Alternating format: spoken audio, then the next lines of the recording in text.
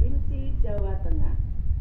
Bapak Ibu guru yang hebat, pada kesempatan kali ini kami akan menampilkan implementasi kurikulum merdeka tentang proyek penguatan profil pelajar Pancasila dengan tema gaya hidup berkelanjutan. Berikut ini kegiatan implementasi kurikulum merdeka secara lengkap. Waalaikumsalam warahmatullahi wabarakatuh. Oke, hari ini pertemuan untuk pembelajaran P5. Kalau kemarin sudah berdiskusi di kelas dan kalian sudah paham isu-isu global apa saja yang menjadi permasalahan di kehidupan kita sehari-hari. Hari ini kita akan mengobservasi atau survei lingkungan untuk mengetahui masalah sampah apa yang ada di SMP kita, yaitu SMP Negeri 2 Wanajadi. Nanti setelah kalian melaksanakan observasi, kalian akan mencari solusi atau pemecahan dari permasalahan yang kita hadapi. Coba nanti kalian di sana amati, kemudian dicatat. Nanti tiap kelompok ya, tiap kelompok itu mencatat masing-masing apa yang terjadi di lingkungan SMP Negeri 2 Wanajadi yang terkait dengan sampah. Jadi nanti kalian data jenis sampahnya apa saja, kemudian yang terdapat kumpulan-kumpulan sampah yang seharusnya tidak untuk tempat sampah itu dicatat. Setelah itu nanti kita masuk lagi ke kelas untuk membahas kira-kira solusi atau gagasan apa yang bisa memecahkan persoalan itu. Paham? Paham. Kalau sudah paham, langsung kita survei ke lingkungan hutan dulu, ya.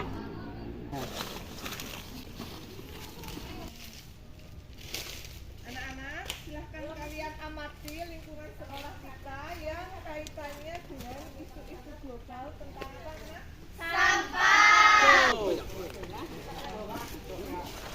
Nah, dari hasil survei lingkungan tentang identifikasi sampah yang ada di hutan sekolah, apakah sampah tersebut jika dibiarkan terus-menerus dapat menimbulkan masalah untuk kita semuanya?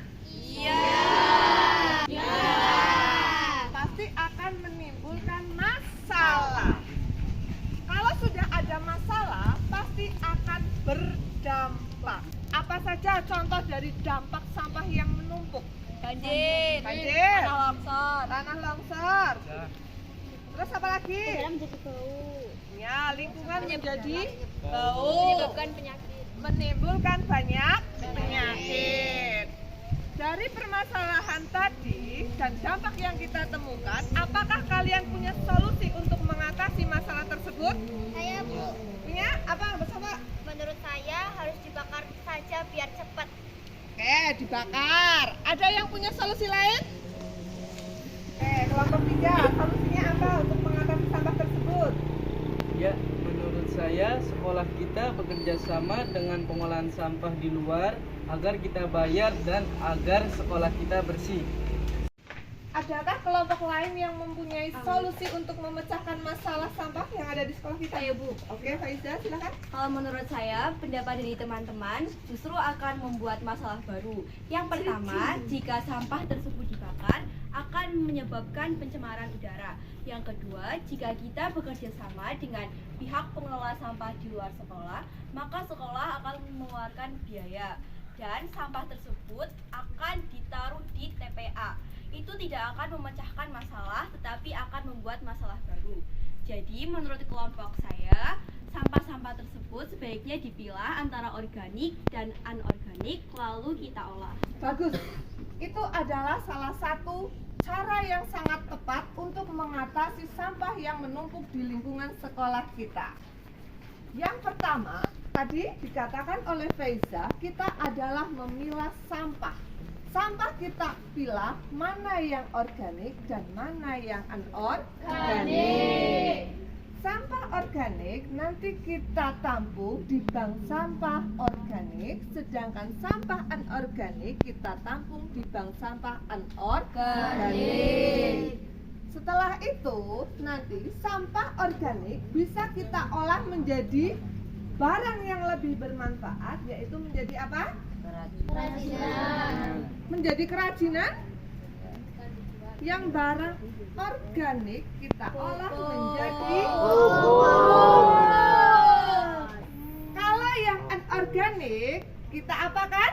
Kita ubah menjadi sebuah kerajinan. Selain diubah menjadi kerajinan, bisa juga kita jual sehingga menghasilkan nilai ekonomi. Nah, kalau sampah plastik seperti ini, apakah laku untuk kita jual? Tidak. Kalau tidak laku untuk dijual, adakah yang punya solusi untuk mengatasi sampah plastik seperti ini? Bu, di desa Kasilip ada mesin pengolah sampah plastik menjadi BBM sintesis. Wah, keren sekali. Itu bisa menjadi solusi yang sangat tepat untuk mengatasi sampah plastik yang ada di sekolah kita. Nanti Bu Dewi sampaikan ke pihak sekolah karena ini kan terkait dengan mesin. Kalau berbicara tentang mesin, kan tidak mungkin sekolah kita bisa membuat sendiri. Bukan nanti bisa menjadi program untuk kedepannya. Baiklah anak-anak, sekarang kita telah sampai ke tahap kesimpulan. Siapa di antara kalian yang bisa menyimpulkan hasil diskusi kita pada siang hari ini? Saya, Bu. Silahkan Faiza. Jadi kesimpulannya, untuk memecahkan masalah sampah, yang pertama, sampah akan kita pilah antara organik dan anorganik. Yang kedua, kita akan menyetorkan sampah tersebut ke bank sampah. Dan yang ketiga, kita akan mengolah sampah-sampah tersebut. Oke, jadi kesimpulannya ada 3. Yang pertama, kita akan memilah sampah tersebut, mana sampah organik dan mana sampah anorganik. Yang kedua, kita akan menyetorkan sampah tersebut untuk disetorkan ke bank sampah. Yang ketiga, kita akan mengolah sampah tersebut menjadi barang yang lebih bermanfaat. Nah, untuk mempermudah itu semua, kita akan membuat suatu gerakan yang disebut dengan PSO, sehingga di telinga kita lebih familiar. P, kita akan melakukan kegiatan pilah. S, itu sedekah, kita sedekahkan ke bank sampah. Olah, nanti kita olah.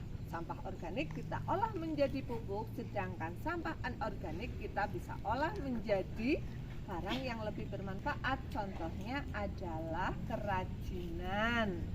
Dan yang satunya lagi tadi dari Desa Kasirip punya solusi, ada mesin pengolah sampah plastik menjadi BBM. Sudah paham semuanya? Sudah. Kalau sudah, kita akhiri kegiatan pembelajaran siang hari ini dengan bacaan hamdalah bersama-sama. Alhamdulillahirabbil alamin. Assalamualaikum warahmatullahi wabarakatuh. Waalaikumsalam warahmatullahi wabarakatuh. Ini Ibu akan memberikan sosialisasi tentang PSO. Apa itu PSO? Segera olah. Bagaimana cara memilah sampah yang akan dijelaskan oleh teman-teman kalian ini. Silakan. Nah, teman-teman, ini ada 3 tempat sampah yang sudah disediakan di setiap kelas di SMP dan juga Wadadadi. Yang pertama adalah untuk pemilahan sampah plastik. Nah, sampah plastik ini akan diolah di mesin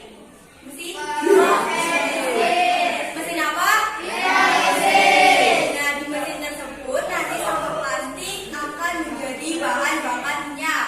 Contohnya ada bensin, solar, dan minyak tanah.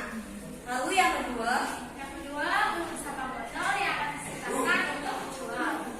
Yang ketiga adalah sampah organik berupa daun untuk dijadikan pupuk. Kami Kantin Esperoan siap mendukung program PSO.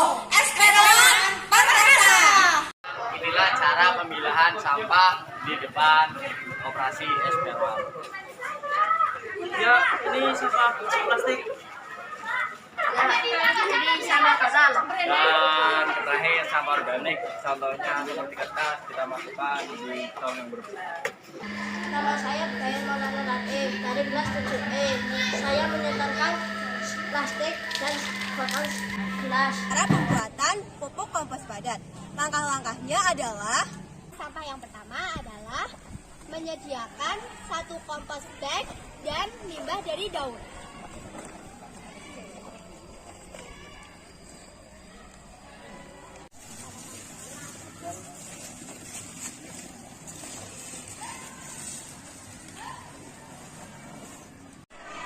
Yang kedua, potong atau caca-caca hingga kecil-kecil.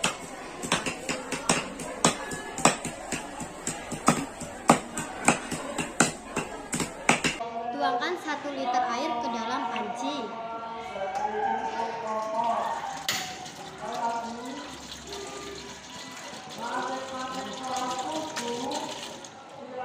Kemudian masukkan 1 kilogram gula pasir sambil dipanaskan.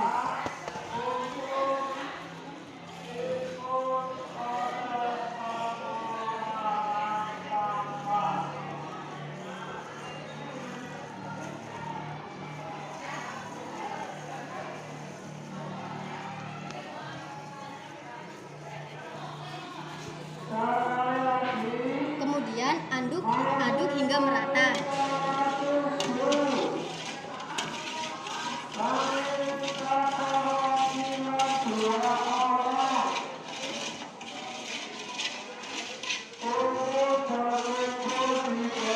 Kemudian tambahkan cairan EM4 100 ml ke dalam air gula.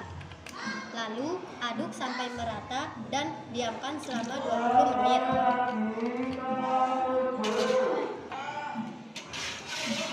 Yang ketujuh, siramkan ke potongan 5 daun.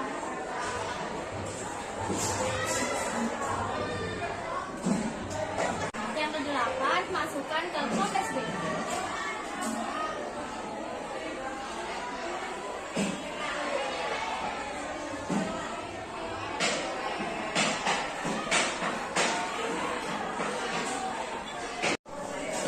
Yang ke-9, tutup rapat-rapat dan diamkan selama 15 hari.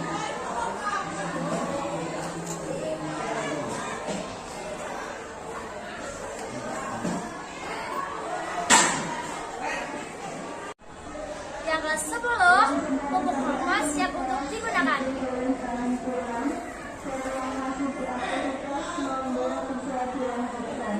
Assalamualaikum warahmatullahi wabarakatuh. Perkenalkan, nama saya Agung Dharma Febrian. Saya Safa Azahra. saya Faizal Husna. Saya Davinda Astia Majisa. Kami mengucapkan selamat Selamat datang datang di Bank Sampah Esperoan. Teman-teman, Bank Sampah Esperawan menerima sedekah sampah dari masing-masing kelas ataupun kantin, yaitu berupa botol minyak, botol minuman, dan gelas minuman. Selanjutnya, kami juga menerima sampah plastik untuk dijadikan bahan bakar seperti bensin, solar, dan minyak tanah. Cara melakukan pengolahan sampah plastik menjadi bahan bakar minyak melalui mesin pirolisis adalah itu kita menyalakan blower dan pengontrol suhu.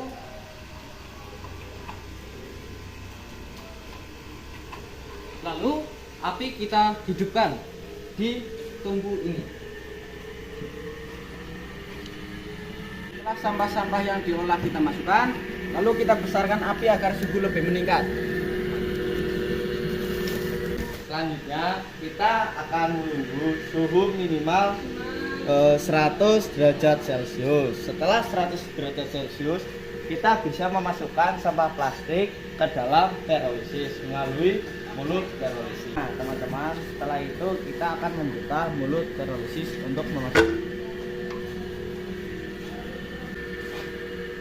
Setelah kita membuka mulut pirolisis, kita akan memasukkan sampah plastik ini ke dalam pirolisis.